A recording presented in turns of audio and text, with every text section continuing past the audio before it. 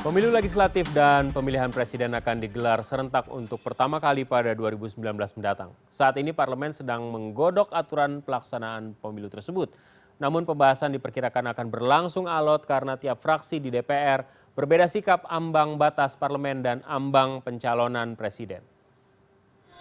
DPR kini tengah menggodok rancangan undang-undang penyelenggaraan pemilu untuk mengatur pemilu legislatif dan pemilu presiden yang pertama kali akan digelar bersamaan pada 2019 mendatang. Dua hal yang menjadi pembahasan serius adalah parliamentary threshold atau ambang batas parlemen dan presidential threshold atau ambang batas pencalonan presiden. Sikap seluruh fraksi di DPR masih terbelah terkait pembahasan tersebut. Untuk parliamentary threshold, ada yang mengusulkan agar ditingkatkan menjadi 5 hingga 10%. Namun, ada juga yang ingin diturunkan menjadi 0%.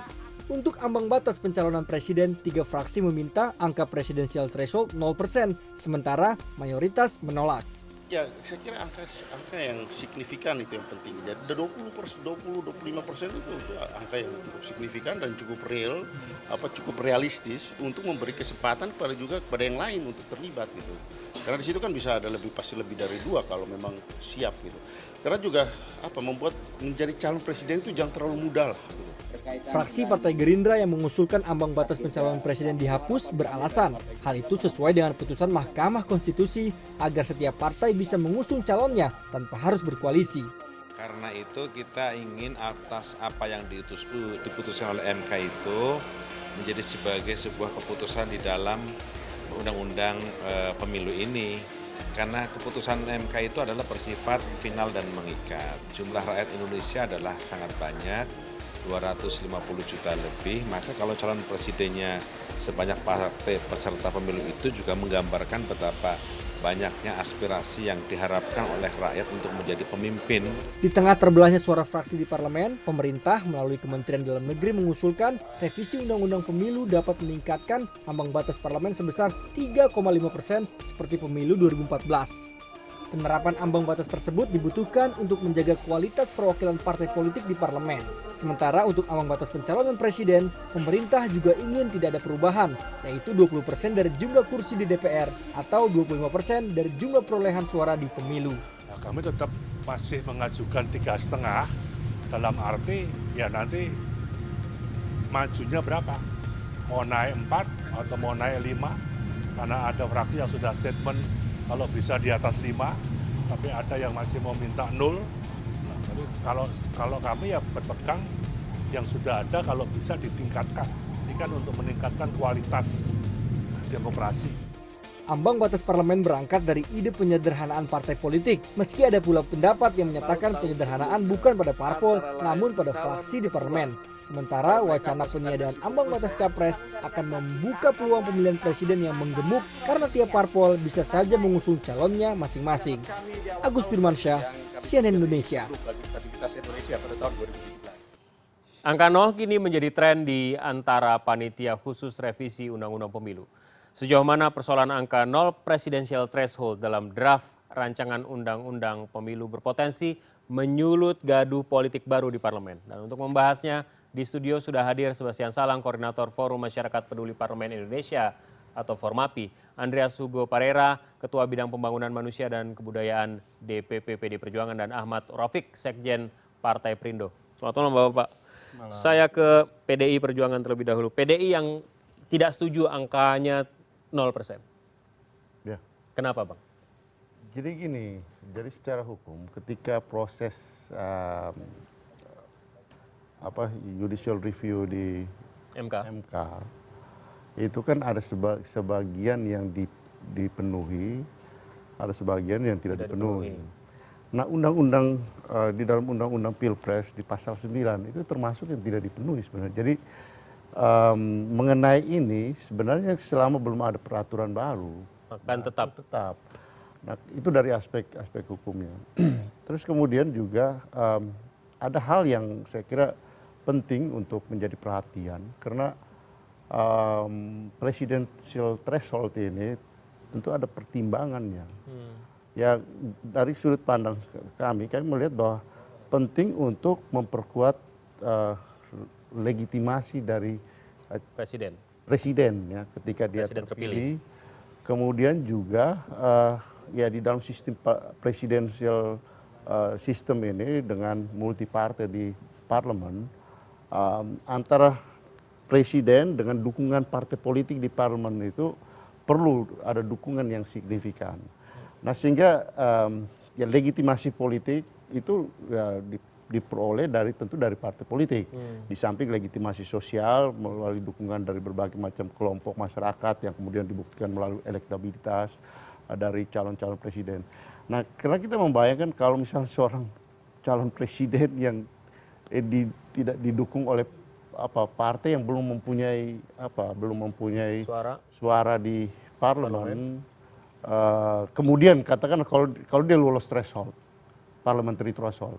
Kalau dia tidak lolos di parliamentary threshold kan jadi agak jadi punya presiden tapi nggak punya fraksi. Nggak punya fraksi.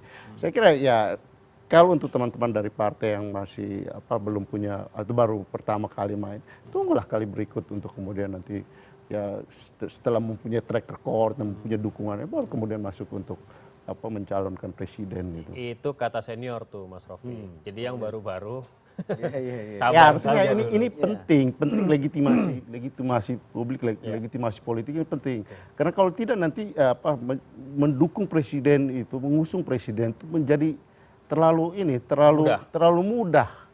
Kita bayangkan aja. Kalau ada 30 partai nanti 30 calon presiden.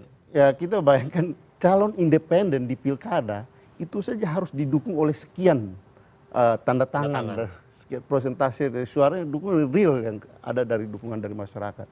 Terus kemudian seorang calon presiden didukung oleh ya partai yang belum mempunyai dukungan di parlemen. Saya kira ini ya akan menjadi ironi untuk pencalonan presiden. Coba kita dengarkan partai yang masih apalah itu yang dikatakan Bang Andreas tadi. Silakan ya. Mas Rofi. Saya kira begini, bahwa keputusan MK itu memang memutuskan bahwa pemilu serentak. Pemilu serentak itu artinya mengikat bagi semua partai-partai. Ketika KPU sudah mengumumkan bahwa partai yang ada hari ini adalah lolos sebagai peserta pemilu, maka hak untuk mengajukan diri untuk memajukan sebagai mencalonkan diri presiden maupun wakil presiden itu adalah hak dalam berpartai. Nah itu yang tidak bisa dibatasi. Kalau menurut rancangan undang-undang yang ada hari ini adalah mengacu kepada undang-undang yang sebelumnya, menurut saya itu juga sangat tidak beralasan. Karena partai yang ada di parlemen hari ini belum tentu dia akan lolos verifikasi di dalam kepesertaan pemilu 2019. Dan pemilu 2014 dan 2019 itu adalah sesuatu yang sangat berbeda karena komposisi pemainnya juga berbeda.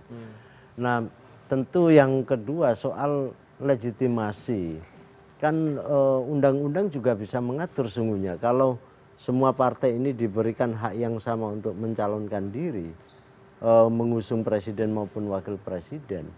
Tentu kan juga ada mekanisme tambahan bahwa dia harus memenangkan suara 50% plus 1 atau apa, dan koalisi itu bisa dibangun ketika misalkan dalam putaran pertama atau kedua.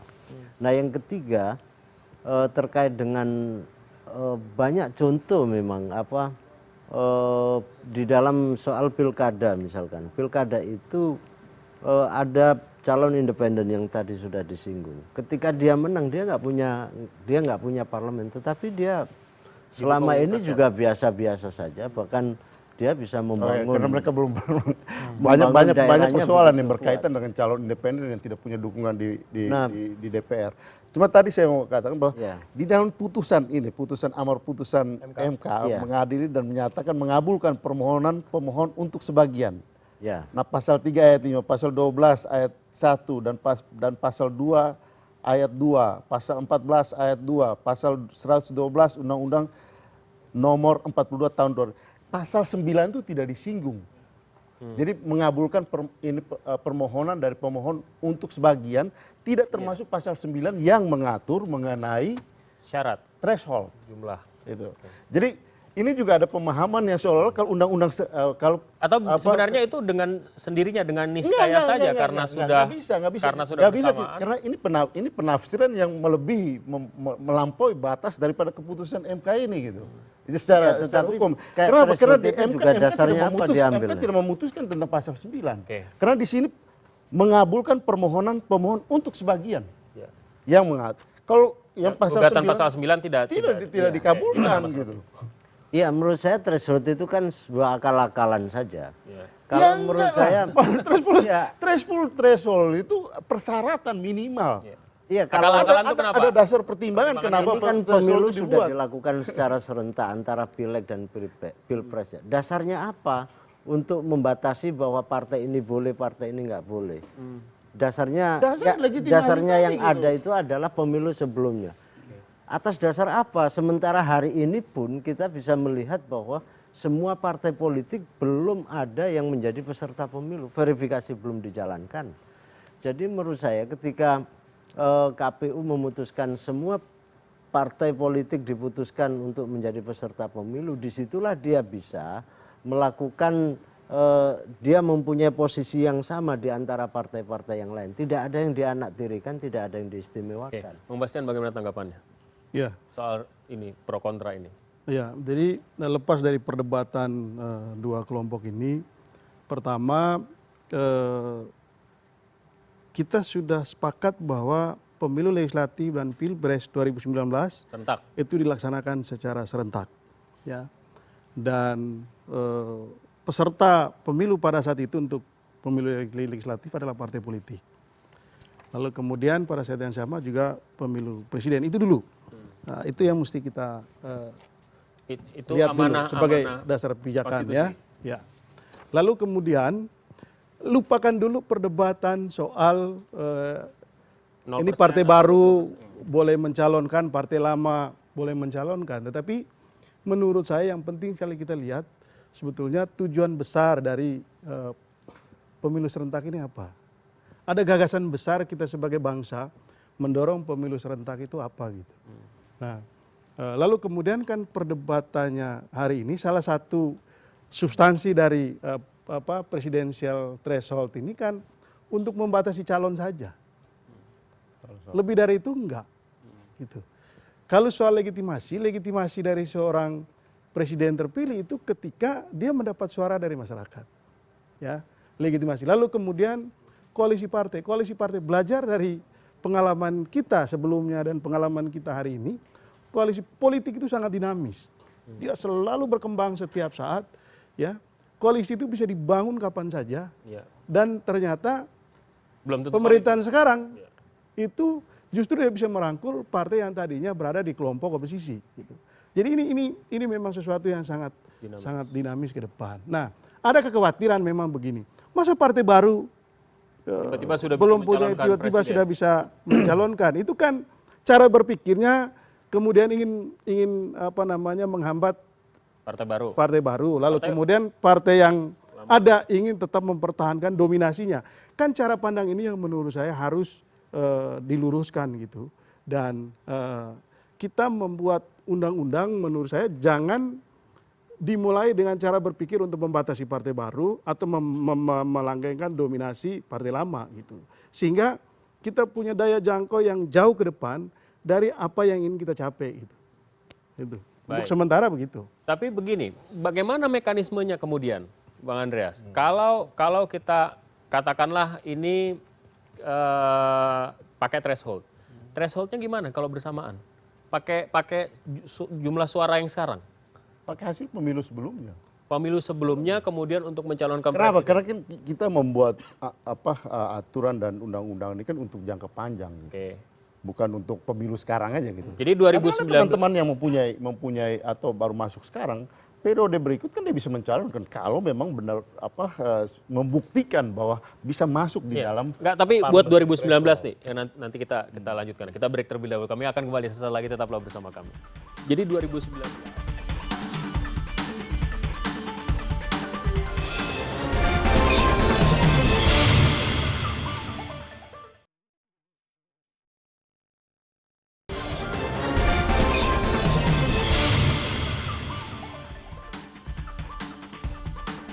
Baik, kita lanjutkan.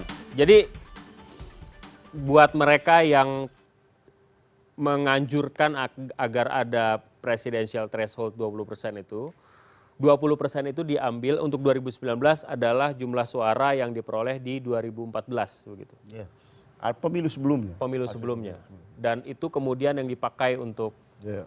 berarti partai-partai seperti Perindo dan yang lain-lain masih Ya tunggu pemilu berikut lah, pilpres berikut dong. Kalau sudah membuktikan bahwa dia, ya kan ada tahapan parliamentary threshold, dia masuk di parliamentary threshold. Nah kemudian dia ke depan kalau dia punya dukungan suara yang ya agak janggal kalau misalnya signifikan. mereka nggak masuk parliamentary threshold, kemudian mereka Ya. punya presiden gitu ya maksudnya.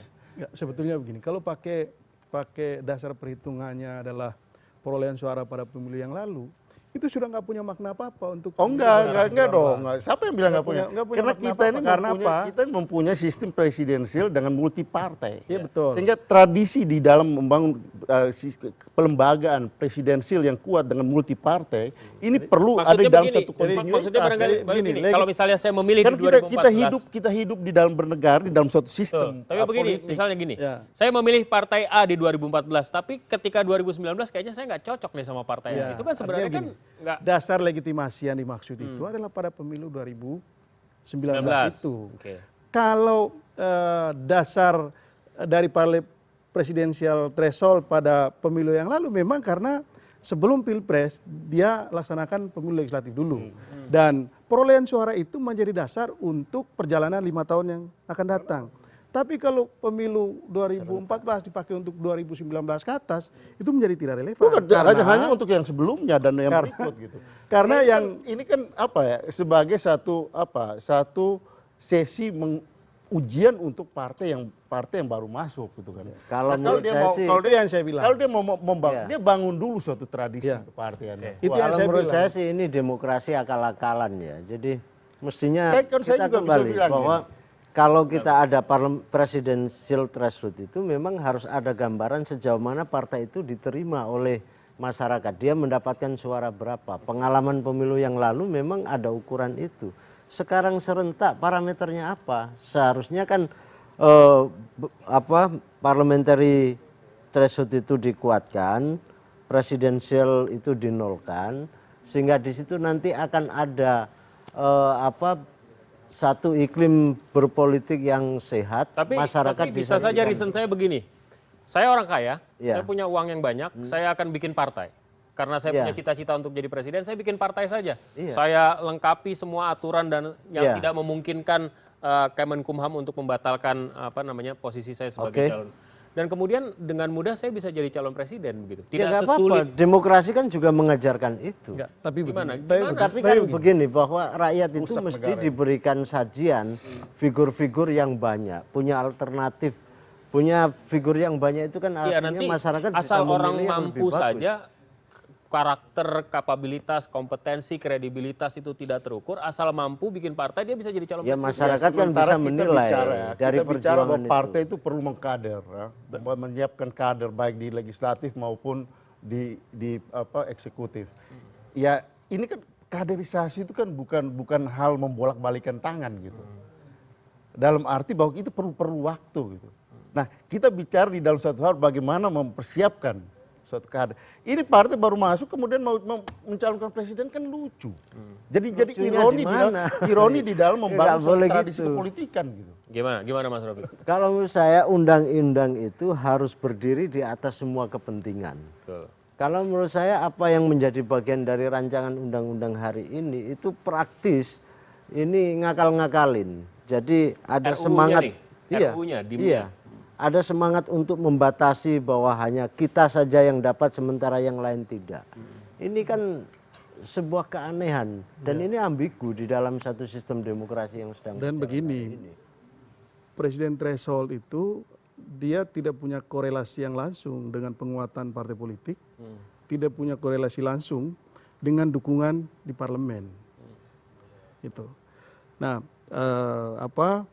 kalau DPR ini serius atau partai-partai politik serius mendorong skenario penyederhanaan partai, maka DPR ini serius bicara soal parliamentary threshold. Karena di situ sebetulnya menguji gitu partai-partai politik ini tidak hanya sekedar bangun partai, tetapi partai yang betul-betul mendapat kepercayaan dari masyarakat. Kalau kita mendorong ke arah sana, diskusi tentang presidensial threshold ini menjadi tidak penting. Katakanlah DPR serius itu mendorong menjadi 7%, 7,5%. Yang ada di DPR mungkin hanya tinggal 3 atau 4 partai. Kalau hanya 3-4 partai, mungkin hanya 2 calon. Kalau sudah ada 2 calon, maka kita tidak lagi Tapi bicara nggak bisa soal dong, 3-4 partai itu kan sekarang. Nanti ketika menjelang 2023 ya? 24. Ya, 24. jangan lupa sejarah partai kita. Orang bikin partai lagi Ya, kemudian. begini.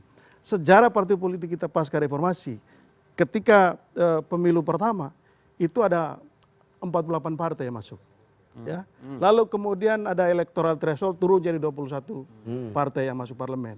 Ketika ada parlemen threshold, dia turun menjadi 12 partai. Dinaikkan thresholdnya, ini tinggal 10 partai. Ya. Nanti ketika parlemen threshold dinaikkan lagi menjadi 7,5%, hanya tinggal 3 partai. Di situ kemudian ya regulasi itu mengajarkan kepada semua politisi, semua elit bangsa, seluruh masyarakat bangsa ini, kalau mau mendirikan partai, yakinkan diri dulu bahwa kamu akan mendapat kepercayaan dari publik, mendapat kepercayaan dari masyarakat.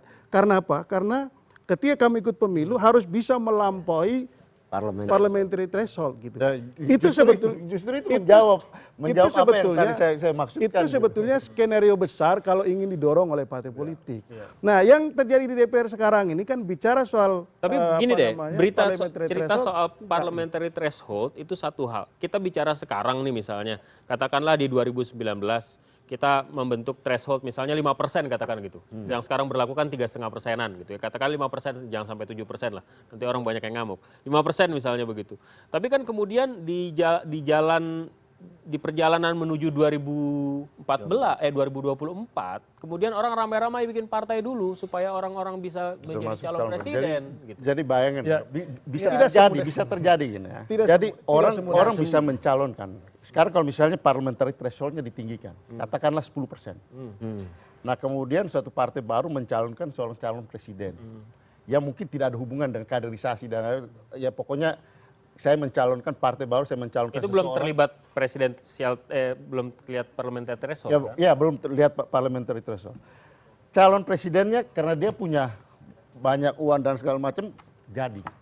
Sementara dia tidak lolos parliamentary threshold. Belum.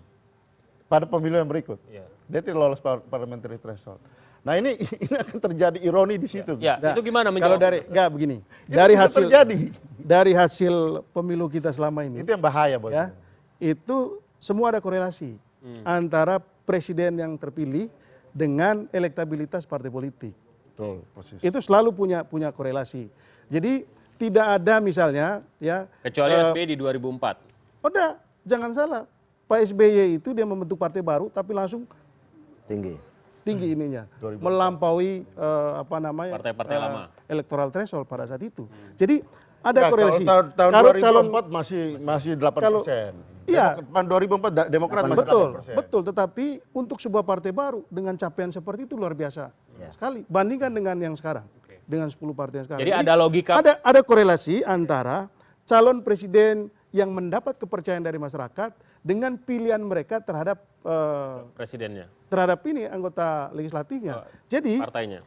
yang terjadi dengan skenario pemilu serentak ini adalah ketika masyarakat memilih calon presidennya A misalnya, Ya, pasti akan memilih maka dia partainya. pada saat yang sama dia akan mendukung Partainya. partai gitu. Jadi itu sebetulnya dari pengalaman ya berdasarkan hasil pemilu yang terjadi selama ini. Karena itu begini, jangan membayangkan begitu mudah partai baru gitu otomatis dia akan dia akan mencalonkan orang karena politik kita ini semakin rasional. Karena itu pertimbangannya bukan lagi pertimbangan untuk Kalau Perindo menjegal sih atau pasti. begitu gitu.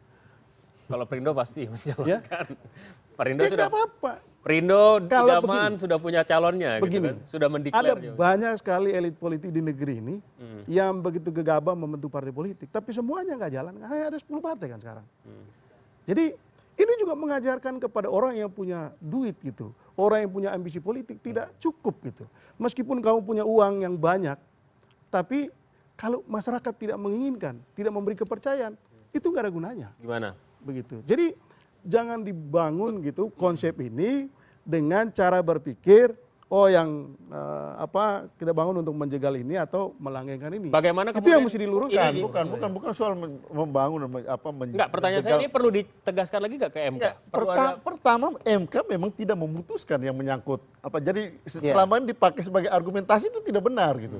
Bahwa pemilu serentak itu kemudian mengeliminasi threshold itu nggak benar. Dia baca deh putusan MK. Jadi tapi kan gini, pasal Bang, yang menyangkut pasal threshold, 9, yang menyangkut pasal 9 yang mengatur tentang threshold itu tidak diputuskan. tapi gini, 2014 threshold saat itu, bukan threshold yang Ya, itu post kan facto. tinggal kemudian Kalau keputusan MK-nya mengatur seperti itu semestinya kan kita common sense aja bahwa kalau itu pemilu dilakukan secara serentak dan tidak membahas PT di situ ya secara otomatis tidak ada PT dong. Itu kan interpretasi. Ya sama dengan yang itu juga Nah, interpretasi. sekarang bagaimana kita membangun suatu pemahaman yang menyangkut kalau tadi kami melihat pentingnya pelembagaan lembaga kepresidenan itu gitu. Siapapun jadi presiden. Tapi ini penting untuk membangun pelembagaan presiden dengan legitimasi politik dan legitimasi dukungan publik yang kuat. Nah, kemudian juga melihat bagaimana hubungan antara antara DPR yang multipartai dengan lembaga kepresidenan. Nah, tradisi ini yang perlu diatur untuk suatu jangka waktu yang panjang gitu. Sehingga kemudian ya perlu ada kualifikasi. Untuk kemudian tadi kan Bung Sebastian Salang menyampaikan itu bahwa membangun partai belum tentu juga jadi. Nah, sehingga perlu proses kaderisasi baik itu terjadi untuk di parlemen kemudian juga untuk di Tapi logikanya aja sih Bang, agak nggak nyambung kalau misalnya 2014 dipakai untuk 2019, itu saja yang Ya itu mengganggu. ahistory. Kenapa nggak nyambung? Ya, apa yang terjadi di 2014 kan belum tentu sama dan kongruen dengan 2019. Apalagi sesuatu yang sama sekali baru. Kan logika, apalagi sesuatu yang sama sekali baru. Dia punya tradisi apa dengan sebelumnya? Kalau misalnya PDI Perjuangan, Golkar atau partai-partai yang bilang tidak ada keterhubungan, yang baru masuk keterhubungannya apa? Apa keterhubungannya? Tidak ada persoalan dengan itu. Keterhubungannya apa? Ini demokrasi ini Apa kan tidak apa ada. yang dia pernah buat sebagai suatu partai Ya, politik? kalau dia- Demokrasi itu kan kalau dia- tidak ada baru dan lama, tetapi bagaimana bisa memenuhi faktor segala macam Dia yang kan baru menjadi lolos dalam administrasi. undang-undang itu. Perindo ya. Ini Ini kan baru begini, ini kan administrasi. nah, mohon maaf, ini kan seolah-olah perdebatannya antara PDIP yang sudah lama dengan partai baru. Itu yang saya ingin luruskan cara berpikir untuk membangun regulasi, nggak boleh begitu.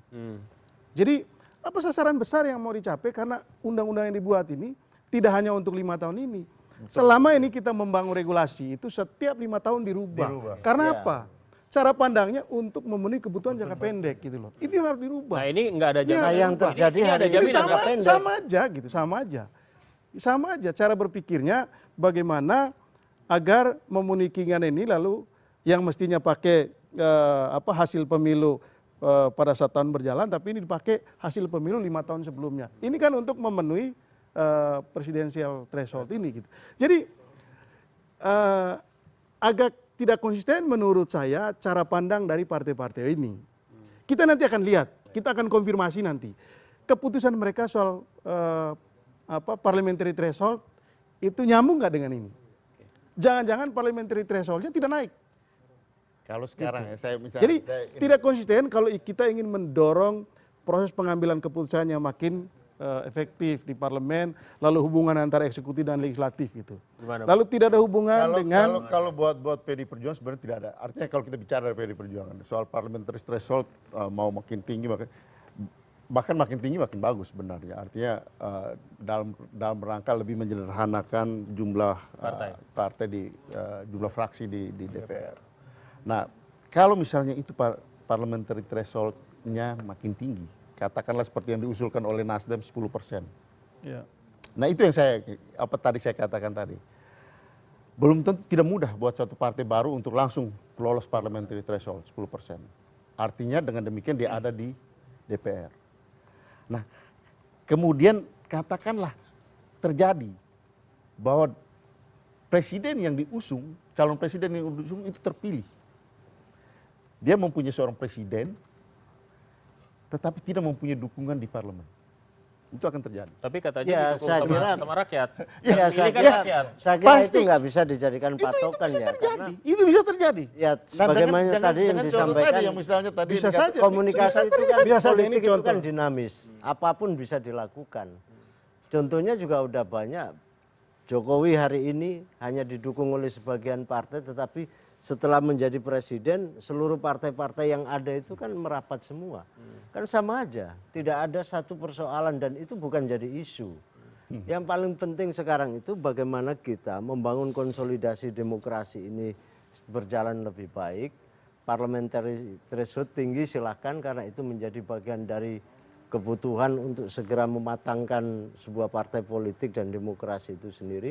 Sementara untuk presidensial threshold ini nggak ada barometer apa yang dijadikan, sehingga itu ya menurut saya isu yang di luar yang dilemparkan oleh beberapa partai bahwa presiden threshold harus 0 itu sesuatu yang memang harus dilakukan, dan itu bagian dari keadilan. Dan saya berkeyakinan dengan itu, kalau itu diputuskan 0%, maka secara otomatis rakyat akan mendapatkan satu sajian kepimpinan yang sangat banyak dan kepimpinan kita akan semakin berkualitas. Baik, yang dikhawatirkan kemudian ketika diputuskan 0% semua orang bikin partai. Tapi nanti kita bahas itu. Nggak Kami gampang, akan nggak kembali gampang. sesaat lagi.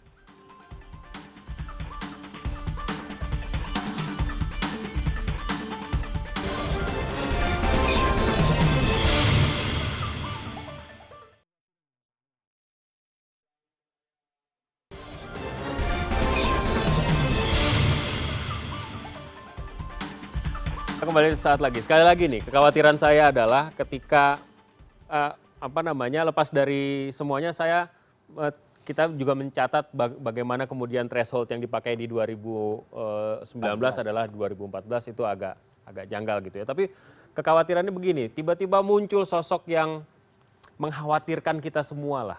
Dia bikin partai karena dia punya uang dan kemudian dia bisa dalam tanda kutip membeli suara.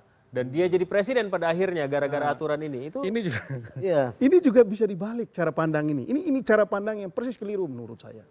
Karena dengan ketentuan yang sama, itu juga bisa putra terbaik di Republik ini yang tidak tergabung di partai politik itu juga bisa tampil. Yang tidak dihambat oleh birokrasi partai politik, yang tidak dihambat oleh persyaratan yang 20% itu gitu. Jadi tidak cuma satu sisi kita melihat. Nah, tapi logika ini yang tadi yang saya katakan Karena- bertentangan dengan apa yang kita maksudkan membangun suatu sistem presidensial yang kuat dengan didukung oleh multipartai di parlemen. Nah, kalau itu terjadi, yang akan terjadi seperti apa yang dikatakan oleh Bung Sebastian tadi, bahwa mungkin saja orang jadi presiden tanpa mempunyai dukungan partai politik di DPR. Saya katakan ini, dan itu nggak bagus. proses politik setelah kampanye itu bukan proses politik ini head to head langsung dengan rakyat. Tetapi proses politik berikut itu adalah proses politik antara eksekutif dengan DPR, dengan lembaga parlemen. Itu di seluruh dunia, hukumnya di seluruh dunia seperti itu. Sehingga dinamika politik itu yang harus dijaga gitu.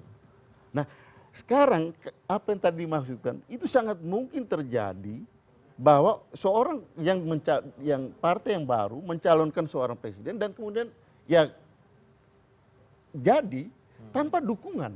Nah, kalau tadi disinggung bahwa agak aneh kalau misalnya threshold belakang. Ya dari tahun yang belakang. Ya lebih aneh lagi orang yang tidak punya track record tahun belakang tidak dapat apa-apa. Kemudian tiba-tiba jadi calon presiden. Itu kan lebih aneh daripada Saya kira karena ini- kita ini- mencampur ini adukan kekhawatiran partai. yang terlalu berlebihan ya. Saya kira kalau kita pelajari dari berbagai macam survei ya, korelasi antara tokoh dan partai itu selalu identik bahwa tokoh itu adalah partai itu. Kita lihat bahwa Megawati udah pasti PDIP, Prabowo udah pasti Gerindra. Siapa lagi, banyak SBY dengan Demokrat dan lain-lain. Nah, survei itu selalu menempelkan itu, dan ketika Pilpres itu juga selalu ada korelasinya di situ bahwa ketika memilih si A sudah pasti partainya si B. Walaupun memang tidak mutlak. Tetapi mayoritas suara rakyat itu berada di dalam partai si calon presiden itu. Jadi kalau tidak mendapatkan legitimasi dan tidak mendapatkan dukungan dari partai dari parlemen itu sesuatu yang berlebihan juga. Jadi menurut saya biarlah proses demokrasi ini berjalan dengan sehat. Toh nanti masyarakat juga punya penilaian tersendiri. Apakah calon yang dari partai baru ini punya kelayakan atau tidak. Oke. Bisa saja dengan situasi politik hari ini, di mana calon-calon presiden atau elit yang diusung dari partai-partai yang lama ini rakyat nggak suka lagi, bisa saja beralih ke calon yang diusung oleh partai baru. Baik, ini kita maju ke depan nih. Sekarang 5 lawan 5 katanya di DPR. Yang setuju 20%, ada 5 fraksi, sisanya masih belum jelas. Itu apa yang akan dilakukan oleh PD Perjuangan dan Golkar? Saya kira lebih baik lebih pada tanggung jawab untuk kita bersama membangun suatu sistem yang sustainable untuk jangka panjang gitu. Bukan sekedar hanya untuk Sesaat. ya sesaat dan hari ini kemudian besok kita akan rubah lagi, tapi ini membangun suatu tradisi, membangun suatu pelembagaan partai politik yang kuat, pelembagaan sistem pemerintahan di presidensial yang kuat, kemudian hubungan antara DPR dengan eksekutif. Ini penting, jadi membangun secara bersama. Jangan kemudian kita hanya karena mau menghendaki untuk atau ambisi politik kemudian hal yang sebenarnya sudah diatur di dalam undang-undang ini kemudian kita merubah.